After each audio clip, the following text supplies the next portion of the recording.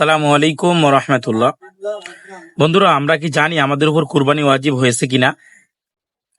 আসলে এটা আমাদের সকলে জানা দরকার। কুরবানি ওয়াজিব হওয়ার জন্য আমরা সবাই জানি সোনার ক্ষেত্রে 7.5 তোলা সোনা এবং রূপার ক্ষেত্রে 52.5 তোলা রূপা।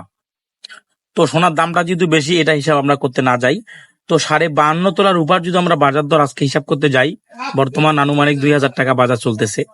তো 2000 টাকা যদি আমরা 52.5 সাথে গুণ করি, তাহলে দেখা যায় যে 1,05,000 টাকা আমাদের আসে। তো 1,05,000 টাকা যে ব্যক্তির ঘরে আসে, ওই ব্যক্তিরই কিন্তু কুরবানি ওয়াজিব। তো আমি মনে করি 1,05,000 টাকা বেশি কিছু নয়। আমাদের যাদের ঘরে কুরবানির জন্য 1,05,000 টাকা আছে, তাদের কিন্তু কুরবানি দেওয়াটা খুব জরুরি। তো অবশ্যই আমরা সবাই যাদের ঘরে 1,05,000 টাকা আছে, তারা অবশ্যই কুরবানিতে শরীক হব। ইনশাআল্লাহ আল্লাহর অশেষ সওয়াব হাসিল করবো ইনশাআল্লাহ।